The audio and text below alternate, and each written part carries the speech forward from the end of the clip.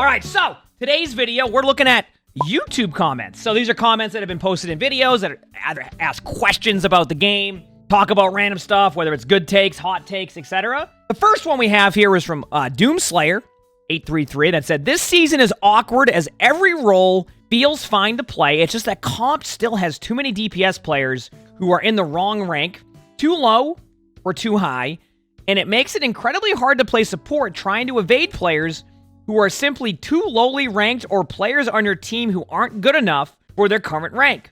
It's really awkward seeing the games where my DPS get completely eclipsed in skill." I mean, you're going to have that situation. I think like this season at the beginning was going to feel like that. So this comment was apparently around 3 weeks ago, maybe even a month ago. I'm actually curious what their thoughts are on this now. Because at the beginning of the season, it was going to be a little bit different. Like, the games are going to be a little bit scuffed. But now that, like, those placements have kind of settled a little bit now, I'm actually curious if people are still experiencing this. And keep in mind, I will have games in top 500 where we'll all go 10-10, and the other team is 52-2. The next game, I'll play against the same players. There'll be, like, one different support player on my team, and then our team is 45-2. So sometimes keep in mind that also can be my hairstyle, thank you. It can also be accounted to, like, sometimes players just have a bad game or it's their worst map, right? Like, if you get me on a Dorado, actually, I'm pretty good at Dorado, even though I'm not the best, not my favorite map. If you get me on Antarctic Peninsula, I might get rolled.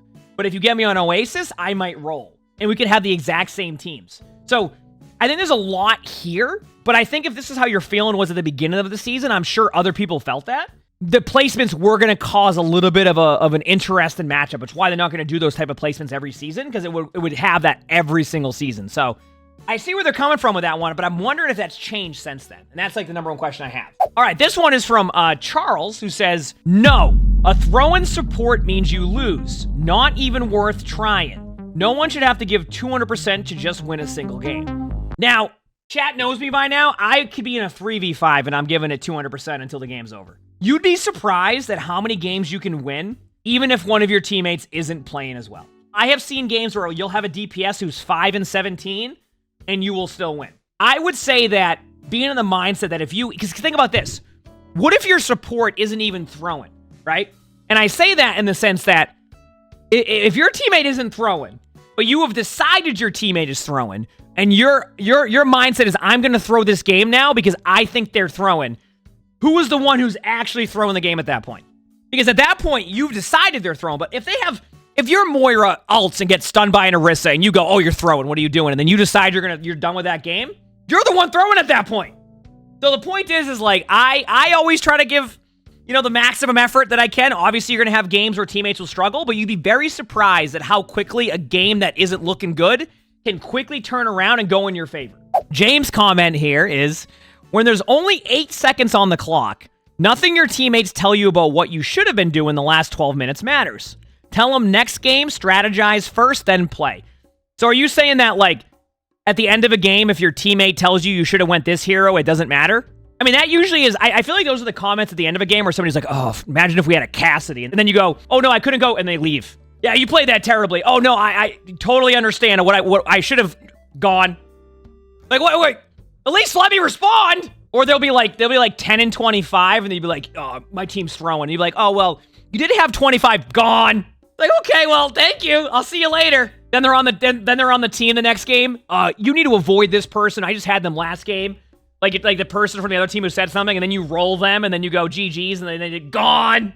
This one says, "If they're just gonna buff weapon damage and ammo to compensate for health buffs, so the time to kill is still the same, did you really buff health?" Well, yeah.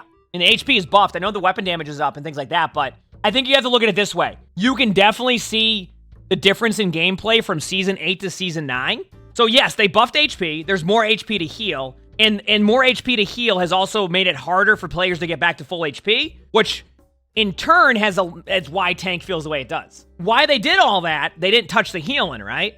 So because they didn't adjust the healing and you have like the different stuff across the board, that's what happens, right? Like, that's why they made the compensation buffs, but you can tell the gameplay's a lot different. Am I wrong? Like, you can definitely tell the gameplay's a lot different. Even though, like, you're saying that, oh, they buffed the damage and they gave you ammo and they compensated for the health buffs. Yeah, but, like, imagine if they didn't do the health buffs and how it feels now, you would fall over. So, they made it so you have more time to have to try to keep people up, So it's not like, it actually makes sense. It was a good question, but at the same time, I feel like it is at least very clear to me that Season 8 playstyle is way different than Season 9, and it feels a lot different. Maybe that's just me. Maybe people might call it copium, etc., but I would say Season 9 has been one of their best seasons, and I think that the playstyle difference is very clear, even though, like, I get what you're saying with this statement, right? It's the heals that they really wanted to address burst healing, and they did that. In my opinion, they did that. And that was a big part of it, all while making DPS more relevant. This one's from Cronus saying, to be honest, Zarya is what I hate the most because oftentimes she forces a switch and I don't like constantly switching to a tank I don't like or feel like playing. She definitely needs a rework at least. Okay, this one's a good statement because I feel like I always hear about how good Zarya is. And like Zarya is a good hero, but I think a lot of the problem that happens with Zarya is that Zarya is one of those heroes that players are so concentrated on not shooting bubbles that, and I actually just had a Reddit react video to this too, where I talked about like, I feel like instead of worrying so much about don't shoot bubbles and like your only callouts are don't shoot the bubble, who's charging the Zarya, just start counting bubbles. And you'll start to see that the more and more you count bubbles, in general, like you start to see more players concentrating on how many bubbles they have. You'll start to see that Zarya doesn't play as well consistently when Zarya doesn't have bubbles. The problem is so many players will kind of be afraid of charging the bubble that they give Zarya space. So if you don't ever shoot the Zarya eventually takes map control. And so many players are concentrating on letting Zarya just run at you with a bubble that the Zarya ends up just dominating you because everybody is so concentrated on not shooting the bubble. And then you get the flip side of it when they do shoot the bubble, everybody's like, why are you shooting the bubble? And then it turns into where Zarya doesn't have this consistent amount of damage happening to him. So Zarya just pops off. I don't think Zarya needs a rework. I think it really comes down to like, if you can start to track bubbles, it will get a lot easier against Zarya. That's why you always hear in like top 500 where players are like, oh, what do you mean Zarya? I understand it. But the thing in top 500 is people just count bubbles and you shoot Zarya and then Zarya falls over. A little bit of a tip to this, track 3 bubbles and then Zarya will have a longer cooldown and that's your follow-up. But I don't think Zarya needs a rework. I think Zarya will kind of constantly have a back and forth between like how strong she is based off of like the changes they make to the damage output. But I think Zarya, you could actually argue, is in a pretty good balance spot. The frustration level comes because a lot of Zaryas just recognize, hey, I can run at the team, no one shoot my bubble. I still get, 30 energy here, 30 energy there, and then by the time I'm on your team, you have no space, and you just get rolled. Next one we have here is from Bagels. My issue is tanks are no longer the initiator for team fights because of the DPS passive. I mean, we'll talk about that in a second. Even dive tanks struggle to get backline picks unless a DPS shoots them, which is why Doom is good because of his insane movement of getting in and out. Well, first of all, I feel like being the initiator as a tank is definitely what you want to be. The problem is yes, you do take a lot of damage, and the DPS passive prevents that. Now it's more about good positioning into your initiation. You could initiate a lot sooner and get away with a lot of the plays that you make. You get what I'm saying? Now in Season 9, you have to have good positioning into that initiation. A lot of players just want to initiate without good positioning, and that's the difference now. So, yes, the DPS passive makes that more difficult, but it also just requires a playstyle adjustment that I think will take multiple seasons to see that effect. I really think it will take a while. Even me as a tank player for years now, it still is a bit more difficult for me to get those plays done. You get what I'm saying? And then to this statement about dive tanks struggle to get the backline, that one's a little bit more difficult of a conversation to talk about, only because dive tanks weren't even able to get the backline before, like in previous seasons because of the burst heals, because supports were so strong. So I feel like that's been. I feel like supports were already dominating in that sense. And then it says Doom is good because of insane movement of getting in and out. Yes, I agree. Doom is a very good hero. You constantly hear top 500 players talking about how Doom is good, but keep in mind that is when Doom is played well. So if say you're in silver right now and you're like, no, Doom's terrible. I know why you're saying that too, because when you play against Dooms are not playing the same way that the Dooms are playing in top 500. So I get that. But Doom is a very good tank, and if you're good at Doom, you will probably climb. Ruostein says, I'm starting to think that Overwatch as a game of ice hockey. It doesn't matter if you score 41 goals if your opponent scores 42. Well, yeah, I mean, that's kind of a given. I'm going to be real with you. I have no idea where you're going with this one. Because, yes, if the other team scores more points, you're going to lose. And that is how that works. Or that it doesn't matter that if you can go and put 100 pucks through the net in one day, when you can't even make one shot that counts when it's needed. Yeah? Isn't that like every single game? Like, I'm sure there's games where you can score 42. I guess you could say golf, right? you have a lower score, you're doing better than, you know? The longest time I thought I was winning that golf. I would have 150 at the end and everybody else would have 80. I also haven't been invited to golf in a long time. I don't know what's going on. Mauga's been meta in gold since released. It's not changed at all. He and Orisa dominate in lower ranks because nobody shoots with them or the supports. Instead, they just miss the enemy DPS for 5 minutes. Outside of Mauga meta, is Mauga really meta in gold? Like, is that a thing? Like, even before the meta, you see nothing but Mauga and Orisa? Orisa, I get. I know Orisa's played a lot. But Mauga? I'm surprised by that. First of all, if nobody's shooting at the Mauga or Orisa, they're having a blast. I don't know. I guess the summary of this one is if you're playing against an Orisa or a Mauga, shoot at them, because that will help win. So you're making this so easy for this react. This has been very kind to you.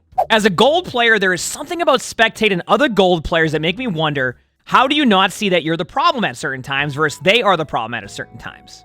Gold is the most average player-based sector of ranked, and genuinely, I think there are some players that can improve on their end of the game if they focus on what they're doing right and wrong. If you know what you're doing, you can figure out what your allies are doing and try to make plays off of it. It might not be the right play, but being proactive is better than doing nothing at all. So you said that, like, how do the players not see the problem at certain times? I mean, that's just kind of, like, when you're playing, it can be really difficult to understand why you're losing until you watch it back, right?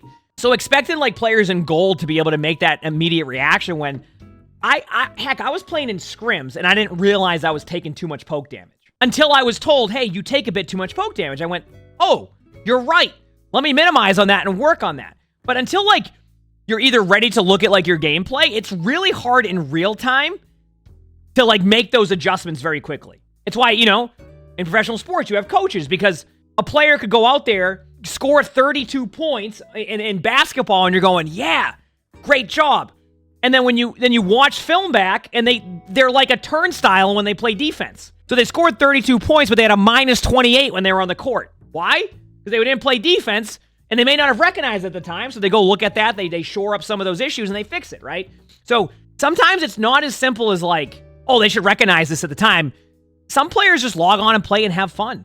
And some players are trying to improve, but they don't know what to improve at, so how do you know what to improve on if you don't know what? That's why a lot of the spectating and watching stuff back is where they can kind of have like, oh, that's what I need to do. And then they start to improve. It's not as simple as like, oh, you should recognize what you're doing in gold right away and get better. Because otherwise, then everybody would be out of gold. You know what I mean? Not everybody, but you get what I'm saying, right? With that mindset of like, oh, I just got to do this and I'll be out of gold. It's not that simple. It takes a long time. And if you're in gold right now, that's fine. That's totally okay. It just takes time. That's the first step, is when you finally go, okay, it's time for me to watch a game back. And then you watch yourself back and you go, wow. Yeah, no, I got to fix that. And that's when it starts. This one's from Aaron. I understand why they're playing like this. I don't know where the context is of this, but a lot of these coaching videos say the worst thing you can do is die. But they took that too literally. Risk taken to make a play is just as important as not dying. Finding the right balance between what you can get away with and what you can't get away with is the key to climbing. But if you never take risks, you're never going to learn that. Well, yeah. I mean, we talk about it all the time. That's why I want players to be proactive. A lot of players like to play super reactive, and maybe there's like a little bit of confusion with this. Where like and for example, when we do our videos, we talk about positioning, right? Good positioning in general, like, does not necessarily mean that you can't go and take like risky plays. You can have good positioning on a risk play. This is probably in reference to that video we watched where it was like, I think it might have been a Kiriko or something where their positioning was too good. So my guess is that's what this is probably referencing to. And like, their problem wasn't like they just played so far back. That's why, but like, I think the feedback we gave was like, hey, go on off angles, go and make these plays, go back to your teammates, use that ability to get aggressive. And I mean, this is right. Yes, like, the more, I guess, mistakes in game you make, the more you know the risk reward of a play you're making. If you're willing to recognize that, right? It goes back to the previous comment of the players need to recognize the play they're doing is not the best either, or is good, and then going off of that. It takes time. I haven't seen a lot of all the videos across the board, and if like the advice in those videos is, oh, just don't die, then like that's tough to begin with, right? Because that's just like a statement of don't do that, but what's the next step? What I try to do is at least give a little bit of that next step or why it's going to work. The last comment we have for this video, also while you're here, make sure to post some comments. You know, we're going to be looking through these a lot and trying to do more of these if you end up liking these. So Joshua says, at the end of all the videos you post on YouTube, you should start showing your progress on your treadmill of how far you've walked while you've been recorded. Might be a fun challenge and a bit of an informative part of the video to show how much energy people could be using in a 30-minute VOD. I'm okay with that if you think that's the best. It's about every like 1 hour worth of recording is about 2.3 miles, because that's what I'm at, 2.3 miles per hour. So, not a bad idea. All right, if you like this video, make sure to hit the like button. Subscribe to all 3 YouTubes if you haven't. Definitely let me know what you think about this video. Leave some comments in there. Obviously, all that helps too when you leave comments. Join my Discord if you haven't. We record these live on stream, so if you look below the webcam right there, we do have the Twitch chat, so stop by if you haven't. And with that being said, I hope you all have an amazing day / night.